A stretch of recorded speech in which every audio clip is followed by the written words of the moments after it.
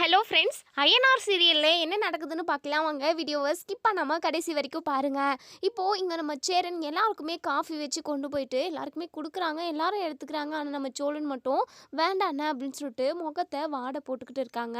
உடனே சேரன் இருந்துட்டு, ஏன் சோலா, ஏன் உனக்கு காஃபி வேண்டாம் அப்படின்னு சொல்லி கேட்கவும், அண்ணே வேண்டான்னா வேண்டான்னு தான் அர்த்தம், இதுக்கு வேற எதையாவது காரணம் இருக்கான்னு சொல்லிட்டு நோண்டி நோண்டி கேட்டுக்கிட்டே இருக்காதீங்க, நானே ஏற்கனவே கடுப்பில் இருக்கேன் அப்படின்னு சொல்லிட்டு சோழன் ரொம்பவே கோவமாக அங்கேருந்து எந்திரிச்சு வெளியே வந்துடுறாங்க. இது எல்லாத்தையுமே இங்கே நம்ம நிலாவுமே கவனிச்சுக்கிட்டு தான் இருக்காங்க. சேரனுக்கு ரொம்பவே மனசு கஷ்டமாக இருக்குது.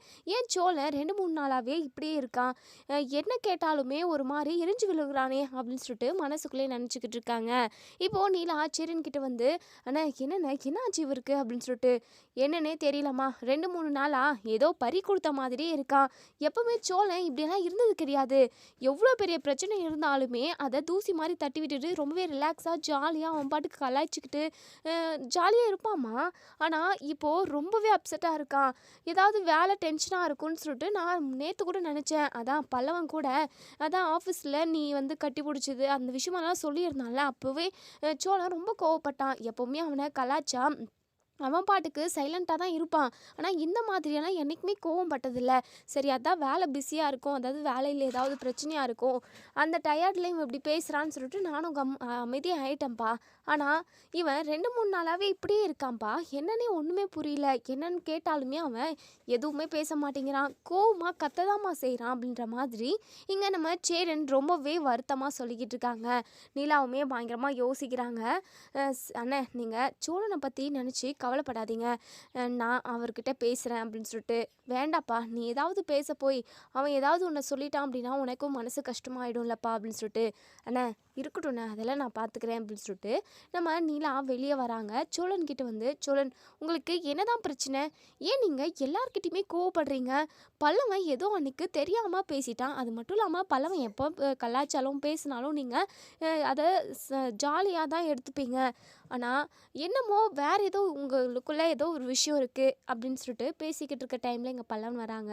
நம்ம சோழன்கிட்ட, அண்ணே நான் அன்றைக்கி அப்படி பேசினதுனால தானே நீ இப்போது ஒரு மாதிரி கோவமாக இருக்க, அண்ணே சாரிண்ணே, சும்மா தான் நான் விளையாட்டுக்காக தான் சொன்னேன், மற்றபடி நீ இவ்வளோ கஷ்டப்படணும், உன்னை இப்படி காயப்படுத்தணுன்றதுக்காகல நான் அப்படி சொல்லலைண்ணே, ப்ளீஸ்ண்ணே தயவு செஞ்சு என்னை மன்னிச்சிருண்ணே, சாரிண்ணே அப்படின்னு சொல்லிட்டு நம்ம பல்லவன் சொல்லவும், உடனே நம்ம சோழன் இருந்துட்டு, டே பல்லவா, அதெல்லாம் ஒன்றும் இல்லைடா, நீ சொன்னதுக்காகலாம் இல்லை, எனக்கு ஒரு மாதிரி இருக்குது, என்னமோ தெரியல, தலைவலி அப்படின்னு சொல்லிட்டு சொல்லி மழுப்புறாங்க.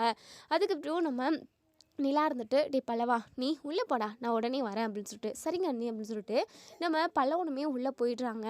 இப்போது சோழன் கிட்டே, இங்கே பாருங்கள் சோழன், நீங்கள் என்ன அன்றைக்கி பிக்கப் பண்ணுறதுக்கு ரெஸ்டாரண்ட்டுக்கு வந்துருந்தீங்களே, அன்றைக்கிலேருந்தே உங்களோட முகமே சரியில்லை, நீங்கள் நார்மலாக இருக்கிற மாதிரி இல்லை, உங்களுக்கு ஏதோ பிரச்சனை இருக்குது, ரெஸ்டாரண்ட் வந்தப்போ ராகவ் ஏதாவது உங்ககிட்ட சொன்னாரா, இல்லை வேறு ஏதாவது பிரச்சனையா, எதுவாக இருந்தாலும் எங்ககிட்ட சொல்லுங்கள் சோழன் அப்படின்னு சொல்லிட்டு நம்ம நிலா வந்து கேட்டுக்கிட்டே இருக்காங்க. சரி, கேட்க கேட்க சொல்லாமலும் இருக்க முடியல நம்ம சோழனால், ஏங்க எனக்கு பிரச்சனையே அந்த ராகவ் தாங்க அப்படின்னு சொல்லிட்டு, ராகவா, அவர் என்ன பிரச்சனை பண்ணார் அப்படின்னு சொல்லி கேட்கவும், ஏங்க ஸ்டேட்டஸ் பார்த்தீங்களா நீங்கள், இல்லையே அப்படின்னு சொல்லிட்டு, அதுக்கப்புறம் ராகவ் வந்து நம்ம நிலாவுக்கு வாட்சி வந்து ப்ரெசென்ட் பண்ணியிருப்பாங்க, அது வந்து ஃபோட்டோவுமே எடுத்திருப்பாங்க, அந்த ஃபோட்டோவை ஸ்டேட்டஸ் போட்டு ஹார்ட்டு, அதுக்கப்புறம் கிஸ் சிம்பிள், அதெல்லாம் நிறைய சிம்பிள்ஸ் எல்லாம் போட்டிருப்பாங்க, அதெல்லாமே காட்டுறாங்க. அதை பார்த்துட்டு இங்கே நிலாவுமே பயங்கரமாக அதிர்ச்சி ஆகுறாங்க.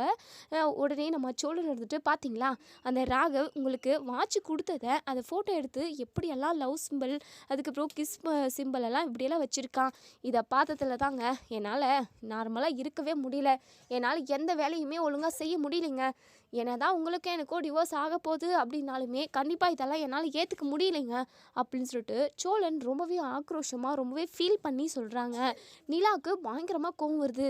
என்ன இந்த ராகவ் எதுக்காக இப்படி வச்சுருப்பாரு, கொஞ்சம் கூட அவருக்கு சென்ஸ்ன்றதே இல்லை அப்படின்னு சொல்லிட்டு பயங்கரமாக நம்ம நீலா மனசுக்குள்ளே பயங்கர கோவமாக இருக்காங்க. ஏங்க எதுவுமே பேசாமல் அமைதியாக இருக்கீங்க, இது மட்டும் இல்லைங்க, அன்றைக்கி உங்களை நான் பிக்கப் பண்ணிக்கிறதுக்காக ரெஸ்டாரண்ட் வந்திருந்தேன், அப்போது நீங்கள் காருக்குள்ளே ஏறி உட்காந்துட்டீங்க, அப்போது அந்த ராகவ என்ன சொன்னான் தெரியுமா, அவள் ஏன் ஆள், நான் பார்க்குற பொண்ணு, அவளை பத்திரமா கூட்டிகிட்டு போய் வீட்டில் விடுன்னு சொல்லி சொன்னான், அன்றைக்கி அவன் மூஞ்செல்லாம் உடச்சி பேத்து எடுத்திருப்பேன், என்ன பண்ணுறதுன்னு சொல்லிட்டு சைலண்ட்டாக எதுவும் பிரச்சனை வேண்டான்னு சொல்லிட்டு அமைதியாக வந்துட்டேன், அதுக்கப்புறம் இப்போ ஸ்டேட்டஸ் எல்லாம் இப்படி போட்டிருக்கான், இதெல்லாம் எனக்கு சரியாக வரும்னு தோணலைங்க, அப்படின்னு சொல்லிட்டு இங்கே நம்ம சோழன் பயங்கர கோவமா இங்கே நம்ம நிலா கிட்ட சொல்லவும் நிலாவுக்குமே பயங்கர கோவம் வருது. உடனேங்க நம்ம நிலா அதே கையோட சீக்கிரமாக டக்குன்னு ட்ரெஸ் எல்லாம் சேஞ்ச் பண்ணிங்கன்னா ஆஃபீஸ்க்கு போகிறாங்க. ஆஃபீஸில் ராகவ் உட்காந்து கேபினில் உட்காந்துக்கிட்டு அந்த வாட்சை வந்து நம்ம நிலாவுக்கு ப்ரெசென்ட் பண்ணாங்க இல்லையா, அதவே பார்த்து ரசிச்சுக்கிட்டு இருக்காங்க. நிலா, என்னைக்கு நீ என் கை வந்து சேருவ, உன்னுடைய கழுத்தில் நான் என்னைக்கு தாலி கட்டுவேன், நீயும் நானும் ஒன்றா பைக்கில் எப்போ போக போகிறோம் அப்படின்னு சொல்லிட்டு இங்கே நம்ம ராகவ் வந்து அந்த ஃபோட்டோவை பார்த்தே பேசிக்கிட்டு இருக்காங்க. அதாவது ஃபோட்டோவை பார்த்தே வாழ்ந்துக்கிட்டு இருக்காங்கன்னு கூட சொல்லலாம். இப்போது முன்னாடி நம்ம நிலா வந்து நிற்கிறாங்க. நிலாவை பார்த்ததுமே நம்ம ராகவ் இருந்துட்டு, அடடே நிலா, இப்போ தான் நிலா உங்களை பற்றி நான் யோசிச்சுக்கிட்டு இருந்தேன், உடனே வந்து நிற்கிறீங்க அப்படின்னு சொல்லிட்டு உடனே நம்ம நிலா பாருங்க ராகவ், நீங்கள் என்னை பற்றி எதுக்காக நினச்சிக்கிட்டு இருக்கணும், அது மட்டும் இல்லாமல் நைட்டு 11 மணிக்கு மேலே மெசேஜ்லாம் பண்ணுறீங்க, உங்களுக்கு எனக்கும் இருக்கிற தொடர்பு என்னங்க, நான் உங்கள் ஆஃபீஸில் வந்து ஒர்க் பண்ணுறேன், மற்றபடி உங்களுக்கும் எனக்கும் எந்த ஒரு அறிமுகமும் இல்லையே, அவ்வளோதானே, நீங்கள் என்ன மாதிரி யார் என்ன ஏதுன்னு கூட எனக்கு அவ்வளோவா தெரியாதுங்க, சும்மா எனக்கு வேலை பார்க்கணுன்னு ஆசை, அதனால் ஏதாவது ஒரு கம்பெனியில் வேலை கிடைக்குமான்னு சொல்லிட்டு நான் தேடி அலைஞ்சது உண்மைதான், எப்படியோ நீங்கள் எனக்கு வேலை கொடுத்தீங்க, அவ்வளோதான், மற்றபடி உங்களுக்கும் எனக்கும் நடுவில் எந்த ஒரு இதுவுமே இல்லை, அப்படி இருக்கிறப்போ நீங்கள் எதுக்காக ஸ்டேட்டஸில் கிஸ் சிம்பிள் அதுக்கப்புறம் லவ் சிம்பிள்லாம் எதுக்காக போடுறீங்க அப்படின்னு சொல்லிட்டு பயங்கர கோவமாக கேட்குறாங்க. இதை கேட்டதுமே இங்கே நம்ம ராகவ் ஒரு மாதிரி முழிக்கிறாங்க, என்ன சொல்கிறதுன்னு தெரியாமல்.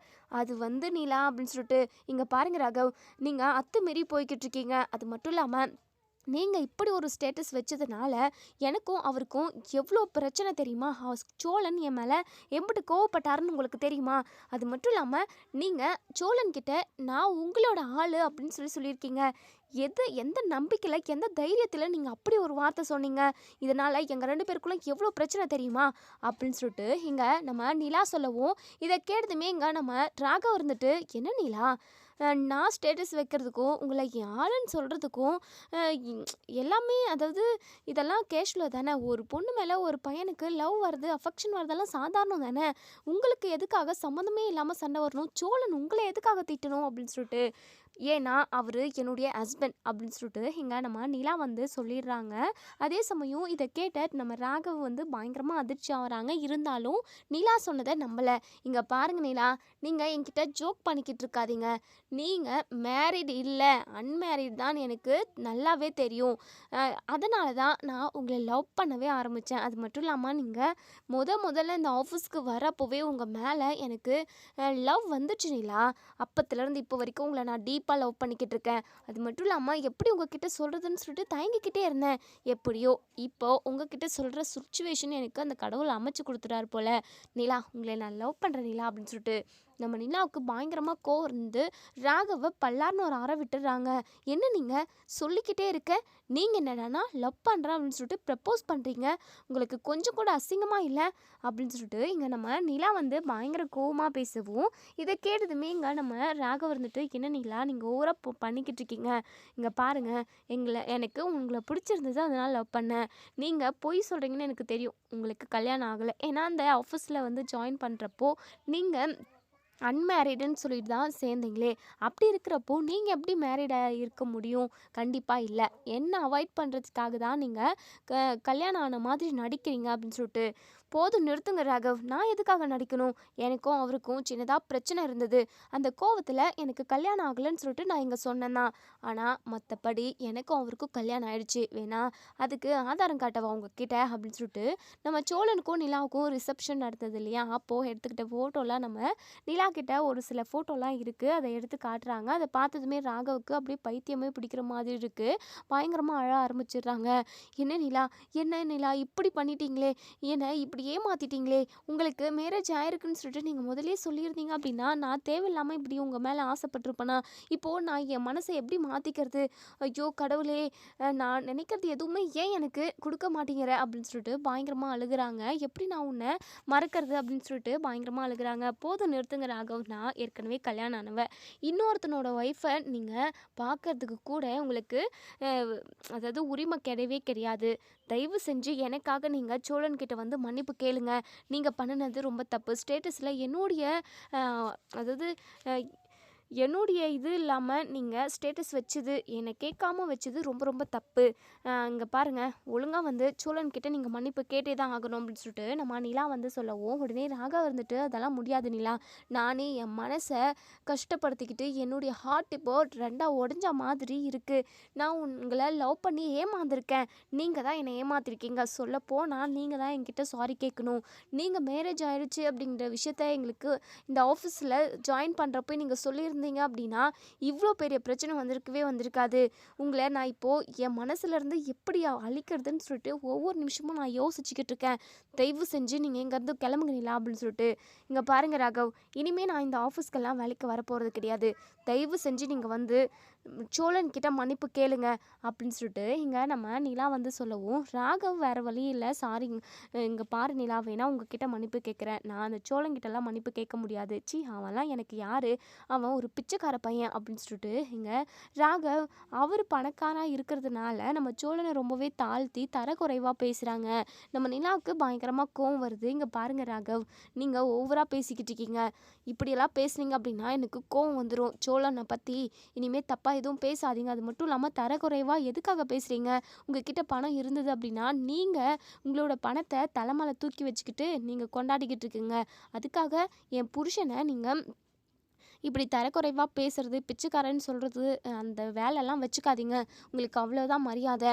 நீங்கள் பண்ண தப்புக்கு வந்து சோழன்கிட்ட மன்னிப்பு கேளுங்க அப்படின்னு சொல்லிட்டு, நிலா எனக்கு ஒன்றுமே புரியல நிலா, எதுக்காக நான் அவங்கிட்டலாம் மன்னிப்பு கேட்கணும்? முடியவே முடியாது நிலா அப்படின்னு சொல்லிட்டு உடனே இங்கே நிலா, இங்கே பாருங்கள் ராகவ், நீங்கள் மட்டும் வந்து மன்னிப்பு கேட்கல அவ்வளோதான், நடக்கிறதே வேறு அப்படின்னு சொல்லிட்டு இங்கே நம்ம நிலா கோவமாக பேசுகிறாங்க. இப்போது சோழனுக்கு கால் பண்ணி இங்கே ஆஃபீஸ்க்கு வர சொல்கிறாங்க. சோழனுமே வராங்க. சோழன் வந்ததுமே நம்ம நிலா இருந்துட்டு ராகவ் கிட்டே, இங்கே பாருங்கள் ராகவ், சோழன்கிட்ட மன்னிப்பு கேளுங்க அப்படின்னு சொல்லிட்டு, இப்போது இங்கே நம்ம சோழன்கிட்ட நம்ம அதாவது ராகவ் வந்து மன்னிப்பு கேட்குறதே கிடையாது. அதுக்கப்புறம் நம்ம சோழன் இருந்துட்டு, நிலா என்ன நிலா இதெல்லாம், எனக்கு மன்னிப்பெல்லாம் வேண்டவே வேண்டாம். ஆமாம், அவன் உன்னை லவ் பண்ணல அப்படின்னு சொல்லிட்டு, இல்லைங்க, அவருக்கு கல்யாணம் ஆன விஷயம் தெரியாது. அது மட்டும் இல்லாமல் இந்த ஆஃபீஸ்க்கு வந்து ஜாயின் பண்ணுறப்போ நான் கல்யாணம் ஆகலை அப்படின்னு தான் சொன்னேன். அதனால தான் அவர் என்னை லவ் பண்ண ஆரம்பிச்சிருக்காரு. எனக்கு கல்யாணம் ஆயிடுச்சு அப்படின்ற விஷயம் தெரிஞ்சிருந்தால் கண்டிப்பாக அவர் இப்படி ஒரு விஷயத்த பண்ணியிருக்க மாட்டார். அவருக்கு பதிலாக நான் உங்ககிட்ட சாரி கேட்குறேன் அப்படின்னு சொல்லிட்டு இங்கே நம்ம நிலா வந்து ராகவுக்கு பதிலாக அங்கே சோழன்கிட்ட மன்னிப்பு கேட்கவும், சோழனுக்கு அப்போ தான் ரொம்பவே ரிலாக்ஸாக இருக்குது. இருக்கட்டும் விடுங்க நிலா, சரி நான் கிளம்புறேன், எனக்கு சவாரி இருக்குது அப்படின்னு சொல்லிட்டு உடனே நம்ம சோழன் வந்து கிளம்பி போயிடுறாங்க. நம்ம நிலா இருந்துட்டு, ராகவி இனிமேல் நான் இந்த ஆஃபீஸ்க்கு வரப்போகிறதில்ல, நான் இந்த வேலையை ரிசைன் பண்ணுறேன் அப்படின்னு சொல்லிட்டு உடனே இங்கே நம்ம இது ராகவ் இருந்துட்டு, சரிங்க நிலா, ஏதோ ஒன்று தப்பாக நடந்து போச்சு. நீங்கள் சொன்னதுனால நானும் உங்களுக்கு கல்யாணம் ஆகலை அப்படின்றதுக்காக உங்களை நான் லவ் பண்ண ஆரம்பிச்சிட்டேன். என்னென்னமோ நடந்துருச்சு, அதெல்லாம் நம்ம மறந்துட்டு நீங்கள் உங்கள் வேலையை பாருங்களேன். நீங்கள் நிறைய ப்ராஜெக்டெல்லாம் ரொம்பவே சூப்பராக செய்கிறீங்க. நீங்கள் ரொம்ப நல்லா டிசைன் பண்ணுறீங்க. நீங்கள் இந்த ஆஃபீஸை விட்டு போனீங்க அப்படின்னா இந்த ஆஃபீஸ்க்கு தான் நஷ்டம். தயவு செஞ்சு நீங்கள் இந்த ஆஃபீஸ்லேயே இருங்க. நீங்கள் சொன்ன மாதிரி உங்கள் ஹஸ்பண்ட் கிட்ட கூட நான் கண்டிப்பாக எங்கேயாவது பார்த்தேன் அப்படின்னா அவர்கிட்ட நான் மன்னிப்பு கேட்டுடுறேன் அப்படின்னு சொல்லிட்டு நம்ம ராகவே சொல்கிறாங்க. இங்கே நம்ம நிலாவுமே பயங்கரமாக யோசிக்கிறாங்க. நான் எதுவாக இருந்தாலும் என் ஹஸ்பண்ட் கிட்ட கேட்டுட்டு வந்து நான் உங்ககிட்ட சொல்கிறேன் ராகவ் அப்படின்னு சொல்லிட்டு அங்கேருந்து நம்ம நிலா வந்து கிளம்பி வந்துடுறாங்க. இன்னொரு சைடு நம்ம சோழனுக்கு அப்போ தான் கொஞ்சம் ரிலாக்ஸாகவே இருக்குது. நிலா போயிட்டு என்னென்னமோ ராகவை திட்டிருக்கா போல், அதனால தான் மன்னிப்பு கேட்க சொல்லி நம்ம முன்னாடி சொன்னது. ஆனால் அந்த ராகவ் திமிரு எடுத்து பிடிச்சவன் நம்மக்கிட்ட மன்னிப்பே கேட்கல. இருந்தாலும் ராகவ் மேலேயும் தப்பு சொல்ல முடியாது. கல்யாணம் ஆயிருக்கிற விஷயத்த நிலா முன்னாடியே சொல்லியிருந்தாங்க அப்படின்னா கண்டிப்பாக ராகவுமே லவ் பண்ணியிருக்க மாட்டார் அப்படின்ற மாதிரி நம்ம சோழனுமே யோசிச்சுக்கிட்டே போகிறாங்க. இப்போது இங்கே நம்ம ராகவுமே வீட்டுக்கு போகிறதுக்காக போய்கிட்டு இருக்காங்க. போகிற வழியில் நம்ம ராகவ் அதாவது நம்ம சோழனை பார்க்குறாங்க. சோழன் சவாரி முடிச்சுட்டு ஒரு இளநீர் கடையான நின்று இளநீர் குடிச்சிக்கிட்டு இருக்காங்க. சோழனை பார்த்ததுமே இங்கே நம்ம ராகவ் வந்து காரை நிப்பாட்டிட்டு சோழன்கிட்ட வந்து பேச போகிறாங்க. சோழன், உங்ககிட்ட ஒரு முக்கியமான விஷயம் பேசணும் சோழன் அப்படின்னு சொல்லிட்டு உடனே நம்ம நிலா நிலா சொன்னது எல்லாத்தையுமே சொல்கிறாங்க. உங்கள் ஒய்ஃப்க்கு உங்கள் மேலே எவ்வளோ லவ் அன்பு பாசமெல்லாம் இருக்குது. நான் வந்து அதாவது அந்த ஸ்டேட்டஸ் வச்சதை பார்த்து தான் நீங்கள் ஏதோ சொல்லியிருக்கீங்க போல். அது மட்டும் இல்லாமல் நான் நிலாவை என்னுடைய ஆள் அப்படின்றதெல்லாம் நீங்கள் சொல்லியிருக்கீங்க போல். அதனால் அதை பார்த்துட்டு பயங்கர கோவமாக வந்து இவர் என் புருஷன், என் ஹஸ்பண்டு, நீங்கள் இப்படி ஸ்டேட்டஸ் வச்சதுனால எங்களுக்குள்ளே நிறைய பிரச்சனை, அவர் என்கிட்ட நிறைய கோவப்படுறாரு, அவருக்கு எனக்கோ கல்யாணம் நடந்துருச்சு அப்படின்ற மாதிரி அவங்க வந்து ரொம்பவே ஆக்ரோஷமாக பேசினாங்க சார். அதை பார்த்ததுமே எனக்கு அப்போ தான் ஒரு விஷயம் என்னதான் என் மனசுக்கு கஷ்டமாக இருந்தாலும் எனக்கு ஒரு விஷயம் புரிஞ்சுது. உங்கள் மேலே அவங்க எந்த அளவுக்கு மரியாதையும் அன்பும் வச்சுருந்தா என்கிட்ட வந்து அவ்வளோ அந்த அளவுக்கு ஆக்ரோஷமாக கோவமாக பேசியிருப்பாங்க. உண்மையாகவே நீங்கள் 2 பேருமே கொடுத்து வச்சுவீங்க. 2 பேருமே ஒருத்தருக்கு ஒருத்தர் புரிஞ்சுக்கிட்டு ஒருத்தர் மேலே ஒருத்தர் அவ்வளோ அன்பாக இருக்கீங்க. எப்போவுமே அதாவது உங்கள் ஒய்ஃப் நிலா உங்களை எப்போவுமே விட்டு தர மாட்டாங்க. யார்கிட்டையுமே எந்த மாதிரியான சூழ்நிலையுமே உங்களை விட்டு தரவே மாட்டாங்க. நான் அதை மட்டும் நல்லா புரிஞ்சுக்கிட்டேன் சோழன் அப்படின்னு சொல்லிட்டு நம்ம ராகவ் சொல்கிறாங்க. அதே சமயம் நான் தெரியாமல் நிலாவை லவ் பண்ணிட்டேன், இருந்தாலும் லவ் பண்ணது ரொம்ப தப்பு தான், என்னை மன்னிச்சிருங்க சோழன் அப்படின்னு சொல்லிட்டு இங்கே நம்ம ராகவ் வந்து கேட்குறாங்க. இருக்கட்டும் இருக்கட்டும், அதெல்லாம் ஒன்றும் இல்லைங்க அப்படின்ற மாதிரி அது இதுன்னு பேசி அப்படியே அவங்க 2 பேரும் அவங்கவுங்க வீட்டுக்கு போயிடறாங்க. நம்ம சோழன் வீட்டுக்கு போனதுமே பயங்கர சந்தோஷம். நிலா அதாவது ராகவ் கிட்ட சொல்லியிருப்பாங்க, சோழன் என்னுடைய ஹஸ்பண்ட் அப்படின்னு சொல்லிட்டு அந்த வார்த்தையவே திரும்ப ரீகால் பண்ணி பண்ணி கேட்டுக்கிட்டு இருக்காங்க. பயங்கர சந்தோஷமாக இருக்காங்க. அப்போது நிலா மனசில் நம்ம இடம் பிடிச்சிட்டோம், கண்டிப்பாக நமக்கும் நிலாவுக்கும் டிவோர்ஸ் நடக்காது அப்படின்னு சொல்லிட்டு ரொம்பவே உறுதியாக இருக்காங்க நம்ம சோழன். இன்னொரு சைடு வானதி வீட்டில் உள்ள எல்லாருமே இங்கே நம்ம சேரனோட வீட்டுக்கு வந்துடுறாங்க. வந்து பயங்கரமாக காட்டு கத்திக்கிட்டு இருக்காங்க. வீட்டில் யாரும் இல்லையா, ஒருத்தரவங்க இல்லாமல் உதவாக்காரங்களா தான் இருக்கீங்க. உங்களோட குடும்பத்தினால என் குடும்பமே சீரழிஞ்சிரும் போல இருக்குது, குடும்ப மானமே போச்சு அப்படின்னு சொல்லிட்டு இங்கே வானத்தியோட அம்மா பயங்கரமாக கத்திக்கிட்டு இருக்காங்க. என்னவோ சத்தம் அப்படின்னு சொல்லிட்டு இங்கே நம்ம சேரன், நிலா, சோழன் இவங்க எல்லாருமே வந்து நிற்கவும், உடனே நம்ம நிலா இருந்துட்டு என்னங்க எதுக்காக இப்படி கத்திக்கிட்டு இருக்கீங்க, உங்களுக்கு என்ன பிரச்சனை அப்படின்னு சொல்லி கேட்கவும், என்ன பிரச்சனை, இந்த வீட்டில் தடிமாடு மாதிரி ஒருத்தனை தான் அந்த பாண்டியை வளர்த்து விட்டுருக்கீங்களே, ஊர் மேயறதுக்காக வளர்த்து விட்டுருக்கீங்க போல, அதுக்கு வேற எந்த பொண்ணும் கிடைக்கலையா, என் பொண்ணு தான் கிடைச்சிச்சா இந்த தடிமாடு பாண்டியனுக்கு அப்படின்னு சொல்லிட்டு அவங்க பயங்கர கோவமாக கேட்கவும், இதை கேட்ட சேரனுக்கு கோவம் வருது. இங்கே பாருங்கம்மா, என் தம்பியை அப்படியெல்லாம் பேசாதீங்க, அவனை நாங்கள் நல்ல விதமாக தான் நல்லது சொல்லி தான் நாங்கள் வளர்த்துருக்கோம், தேவையில்லாமல் நீங்கள் பேசிக்கிட்டு இருக்கீங்க, நான் தேவையில்லாமல் பேசுகிறேன் அப்படின்னா அதுக்கு உன் தம்பி தானே காரணம், என் பொண்ணை நேற்று காலையில் கூட்டிகிட்டு போனவன் இப்போ வரைக்கும் வரல, அப்போது 2 பேருமே ஓடி போயிட்டாங்க தானே, இந்த வீட்டை தான் மறைச்சி வச்சுருக்கீங்களா, இல்லை வேறு எங்கேயாவது இது பஸ் ஸ்டாண்டு இல்லை இந்த தெருவில் படுத்துன்னு தூங்குவாங்களே எதுவும் வீடு மண் எதுவும் இல்லாதவங்க, அந்த மாதிரி பஸ் ஸ்டாண்டு தெருவு எங்கன்னா அனுப்பி வச்சுட்டீங்களா அப்படின்னு சொல்லிட்டு இங்கே அவங்க அம்மா வந்து பயங்கரமாக கோவப்படுறாங்க. என்ன நீங்கள் இவ்வளோ கேவலமாக பேசிக்கிட்டு இருக்கீங்க, ஆமாம்மா நான் பேசுகிறதா உங்களுக்கு கேவலமாக இருக்குது, ஆனால் இந்த வீட்டில் பாண்டின்னு ஒருத்தன் இருக்கானே அவன் என் பொண்ணை இழுத்துட்டு ஓடுனதெல்லாம் உங்களுக்கு கேவலமாக தெரியல இல்லை அப்படின்னு சொல்லிட்டு கோவப்படுறாங்க. சோழன் இருந்துட்டு இங்கே பாருங்கள், நீங்கள் ஓவராக போய்கிட்டு இருக்கீங்க, பாண்டியை பற்றி எதுவும் தப்பாக பேசாதீங்க, வானதிக்கு இப்போ என்ன ஆச்சு, என்ன பிரச்சனை அப்படின்னு சொல்லிட்டு, வானதி இப்போ வரைக்குமே வீட்டுக்கு வரவே இல்லை, நேற்று காலையில் காலேஜுக்கு போனவ எப்படியும் 3 மணிக்கெல்லாம் காலேஜ் முடிஞ்சிருக்கும், அதுக்கப்புறம் எப்படியும் அந்த பாண்டிக்கிட்ட பரதேசி பாண்டிக்கிட்ட கதை பேசிட்டு தான் வருவா, ஒரு 4 மணிக்கு 5 மணிக்கு இல்லை ஒரு நாளைக்கு 8 மணி கூட ஆகுது, ஆனால் நைட் ஃபுல்லாக வரவே இல்லை, இப்போ வரைக்கும் வரவே இல்லை, அப்போது அந்த பாண்டி என் பொண்ணை கூட்டிகிட்டு ஓடி தானே போயிருக்கணும் அப்படின்னு சொல்லிட்டு இங்கே அவங்க அம்மா சொல்லவும், இதை கேட்டதுமே நான் நம்ம சோழன் இருந்துட்டு, இங்கே பாருங்கள், என் தம்பி பாண்டி கடைக்கு சரக்கு எடுக்கிறதுக்காக சென்னைக்கு போயிருக்கான், உங்கள் பொண்ணு எங்கே போயிருக்கு அப்படின்றதெல்லாம் எங்களுக்கு தெரியல,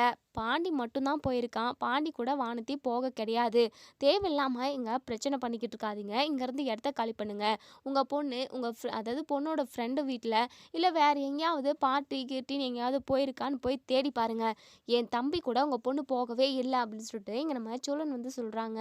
உடனே இங்கே வானதியோட அம்மா பயங்கரமாக கத்துறாங்க. இங்கே பாருங்கள், உங்கள் பையன் அதாவது இந்த பாண்டி தான் வானதியை கூட்டிகிட்டு போயிருக்கணும், மற்றபடி வேறு யார்கிட்டையுமே அவள் யாரோட வீட்டுக்குமே போகிறது கிடையாது, தேவையில்லாமல் நீங்கள் நடிக்கிறீங்க, நீங்கள் பொய் சொல்கிறீங்க, 2 பேருக்குமா கல்யாணத்தை பண்ணி ஊரை விட்டு அனுப்பிட்டீங்களா அப்படின்னு சொல்லிட்டு இங்கே அவங்க அம்மா பயங்கரமாக கத்திக்கிட்டு இருக்கவும், இங்கே நம்ம சேரன் எடுத்துட்டு, இங்கே பாருங்கம்மா, கண்டிப்பாக என் தம்பி பாண்டி அப்படிலாம் பண்ண மாட்டான்.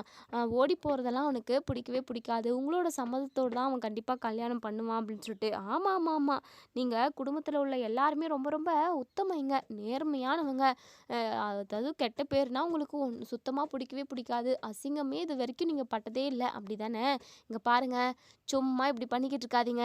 தேவையில்லாமல் என் பொண்ணை மறைச்சி வச்சு இப்படி எங்ககிட்ட விளையாட்டு காட்டிக்கிட்டு இருக்காதீங்க. எங்கள் குடும்ப மானமே கப்பல் ஏறிக்கிட்டு இருக்கு அப்படின்னு சொல்லிட்டு. கப்பல் ஏறினா நீங்களும் கூடவே ஏறி போக வேண்டியது தானே அப்படின்னு சொல்லிட்டு சோழன் சொல்லவும், சேரன் இருந்துட்டு, டேய் சும்மா இருடா, எதுக்காக எரியிற எண்ணெயில் நெருப்பு, இது எரியிற நெருப்பில் எண்ணெயை ஊத்துற அப்படின்னு சொல்லிட்டு. அண்ணே பின் என்னென்ன இவங்கக்கிட்ட எப்படி பேச முடியும்? தேவையில்லாமல் தகாத வார்த்தையில் பேசிக்கிட்டு இருக்காங்க. பாண்டியனை இவங்க பொண்ணு காலில் விழுந்து நீ வந்துரு உடனே நம்ம ஓடி போயிடலான்னு சொல்லிட்டு அவனை அப்படியே ஏங்கிக்கிட்டு இருக்கானா அப்படின்னு சொல்லிட்டு இங்கே சோழன் வந்து சொல்லவும், உடனே சேரன் இருந்துட்டு, இங்கே பாருங்கம்மா, கண்டிப்பாக என் தம்பி பாண்டி உங்கள் பொண்ணோட போயிருக்க மாட்டான். அவன் சென்னைக்கு பொருள் வாங்குறதுக்காக தான் போயிருக்கான். நீங்கள் இன்னும் கொஞ்சம் நேரம் வெயிட் பண்ணுங்கள், கண்டிப்பாக உங்கள் பொண்ணு வந்துடும் அப்படின்னு சொல்லிட்டு. உடனே இங்க நம்ம பாண்டியும் இங்கே வானதியும் வந்து வீட்டான கரெக்டாக இறங்குறாங்க. வானதியை பார்த்ததுமே இங்கே அவங்க அம்மா போயிட்டு படப்படன்னு பயங்கரமாக அடிக்கிறாங்க. எங்கடி போயிருந்த, எங்கடி ஊர் மேய போயிருந்த, உன்னெல்லாம் பொண்ணாக பெற்றதுக்கு நான் கல்லாக பெற்று வச்சுருந்தா கூட ரொம்ப சந்தோஷமாக நிம்மதியாக இருந்திருப்பேன். ஆனால் உனக்கு எல்லாம் அம்மாவா நான் வந்து தொலைஞ்சிருக்கேன் பாரு, எல்லாம் என் தலையெழுத்து அப்படின்னு சொல்லிட்டு கத்துறாங்க. எதுக்கு இப்படி சும்மா இப்படி கத்திக்கிட்டு இருக்க? நான் எங்கே போயிட்டேன்? எங்கேயும் போகல, பாண்டி கூட சும்மா தான் போயிட்டு வந்தேன். ஆமாம் ஆமாம், சும்மா போயிட்டு வரியாடி? ஒரு நைட் ஃபுல்லாக அவன் கூட இருந்திருக்க, சும்மா போயிட்டு வரேன்னு சொல்கிற? ஏம்மா, ஒரு நைட்டா 2 நைட்டா எத்தனை நைட்னாலும் இருந்துட்டு போகிறேம்மா. எப்படியும் நான் பாண்டியை தானே கல்யாணம் பண்ண போகிறேன். ஏய் இப்படியெல்லாம் பேசுறதுக்கு உனக்கு வாய் கூசலியாடி? நான் எதுக்காகம்மா பேசுறதுக்கு வாய் கூசணும்னு சொல்லிட்டு சொல்லணும்? ஏம்மா நான் அப்படி சொல்ல போகிறேன்? ஏன்னா நான் அவர் கூட தப்பெல்லாம் பண்ணவே இல்லையே. அவர் சென்னைக்கு போகிறேன்னு சொல்லி சொன்னால் அதான் நான் அவன் கூடயே போயிட்டு வந்தேன். இதில் என்ன தப்பு இருக்குது? இங்கே பாருமா, சும்மா ஊரை கூட்டிக்கிட்டு இருக்காத. எதுக்காக பிரச்சனை பண்ணிக்கிட்டு இருக்க? நீ நினைக்கிற மாதிரி எங்களுக்குள்ள எதுவுமே நடக்கலை. கடைக்கு பொருள் வாங்க போயிருந்தோம், அவ்வளவுதான். ஏய் இப்படிலாம் பேசுறதுக்கு உனக்கு எப்படி வாய் வருது? சி சி சி, உன்ன மாதிரி ஒரு கேவலமானவளை நான் எப்படி என் வயிற்றுல சுமந்து பெற்றேன் அப்படின்னு சொல்லிட்டு பயங்கரமாக அடிக்கிறாங்க. இங்கே வசந்த் இருந்துட்டு பயங்கரமாக அடித்து இங்கே வானதியை அங்கேருந்து கிளப்பி கூட்டிகிட்டு போயிடுறாங்க. இப்போ பாண்டி இங்கே பயங்கரமாக டென்ஷனில் இருக்காங்க. இந்த வானத்துக்கு எத்தனை டைம் சொன்னேன் என் கூட வர வேண்டாம்னு சொல்லிட்டு, ஆனால் அவள் தான் அடம் பிடிச்சி வந்தா அப்படின்னு சொல்லிட்டு. உடனே வானதியோட அம்மா இருந்துட்டு, ஆமாம் ஆமாம், நீ ரொம்ப ரொம்ப நல்லவன், நீ வேணாம் வேணான்னு சொல்லியிருப்ப, என் பொண்ணு தான் வரேன்னு சொல்லிட்டு ஏறி உன் இடுப்பில் உட்காந்துருப்பா அப்படின்னு சொல்லிட்டு இங்கே வானதியோட அம்மா சொல்லவும், உடனே அப்போ தான் நடேசன் வரவும், என்ன பிரச்சனை அப்படின்னு சொல்லிட்டு கேட்குறாங்க. வாயா, இந்த உத்தமனை பெற்றவன் நீ தானே, நீ ஒழுங்காக வளர்த்துருந்தா இவன் இப்படியெல்லாம் இருப்பானா அப்படின்னு சொல்லிட்டு கோவப்படுறாங்க. என்ன நடந்துச்சு அப்படின்னு சொல்லிட்டு அப்போ தான் தெரிஞ்சுக்கிற டைமில், இங்கே பாருங்கள், என் பசங்களெல்லாம் நான் முத்து மாதிரி வளர்த்து வச்சுருக்கேன். ஒருத்தவங்க கூட யாருக்குமே ஒரு சின்ன துரோகம் கூட நினைக்க மாட்டாங்க, யாருக்குமே தப்புன்னு செய்யவும் மாட்டாங்க. நீங்கள் பாருங்கள், நீங்கள் தேவையில்லாமல் பேசிக்கிட்டு இருக்கீங்க. என் பையன் உத்தமன் தான் அப்படின்னு சொல்லிட்டு இங்கே நம்ம நடேசன் சொல்லவும், உடனே இங்கே அவங்க அம்மா இருந்துட்டு, ஆமாம்மா ரொம்ப உத்தமனை தான் பெற்று வச்சுருக்க அப்படின்னு சொல்லிட்டு. ஆமாம்மா, நீ என்ன தான் சொன்னாலும் என் பையன் உத்தம தான். என் பிள்ளைங்களை தேடி தான் பொண்ணுங்க க்யூ வரிசையில் நிற்பாங்களே தவிர பொண்ணுங்க பின்னாடி என்றைக்குமே என் பிள்ளைங்க அலைய மாட்டாங்க. என் பிள்ளைங்களோட பர்சனாலிட்டியை பார்த்து எல்லா பொண்ணுங்களும் க்யூவில் நின்றுக்கிட்டு இருக்காங்க அப்படின்னு சொல்லிட்டு. நீ எல்லாம் ஒரு அப்பனாச்சு, நீயே இப்படி இருந்தால் பின்ன உன் பிள்ளைங்க எப்படி இருக்கும் அப்படின்னு சொல்லிட்டு அவங்க அம்மா பயங்கரமாக கத்திட்டு போயிடுறாங்க. உடனே இங்கே சேரன் இருந்துட்டு, ஏன்பா இங்கே இருக்கிற பிரச்சனை இல்லாமல் நீங்கள் வேறு என்னென்னமோ பேசிக்கிட்டு இருக்கீங்க, பின்னென்ன இவங்க கிட்டலாம் இப்படி தான் பேசணும். டே பாண்டி, என்னடா பிரச்சனை?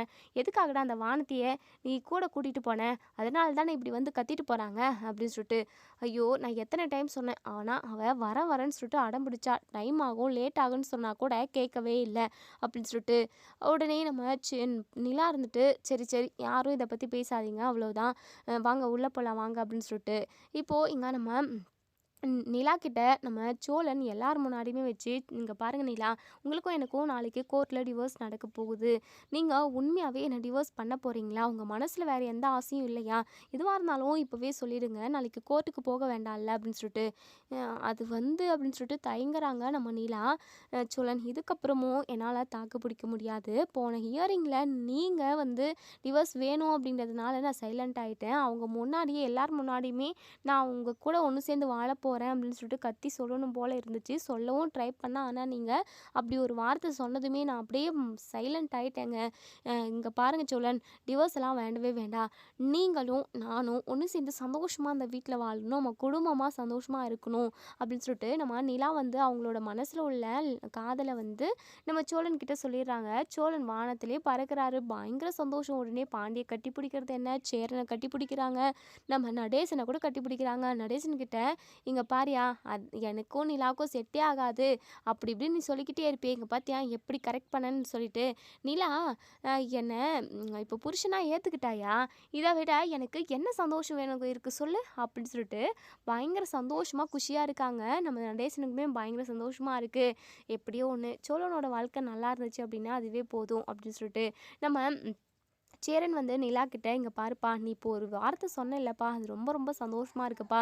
இனிமேல் நான் சோழனை பற்றி கவலைப்படவே வேண்டாம், அவனோட வாழ்க்கை நல்லா இருக்கும்னு எனக்கு இப்போ நம்பிக்கை வந்துருச்சுப்பா. எல்லாத்தையுமே நீ நல்லபடியாக வழிநடத்தி கொண்டு போவ அப்படின்ற ஒரு தன்னம்பிக்கையும் தைரியமும் எனக்கு இப்போ இருக்குப்பா. ரொம்ப மனசுக்கு நிம்மதியாக இருக்குது அப்படின்னு சொல்லிட்டு இதோட இந்த ரிவ்யூ முடியுது. இதுக்கப்புறம் என்ன நடக்க சொல்லி வெயிட் பண்ணி பார்ப்போம் ஃப்ரெண்ட்ஸ். நிலா சோழனை தன்னோட புருஷனாக ஏற்றுக்கிட்டது உங்கள் எல்லாருக்கும் பிடிச்சிருந்தது அப்படின்னா இந்த வீடியோ கீழே கமெண்ட் பண்ணி லைக் பண்ணி தெரிவிங்க. தேங்க்யூ.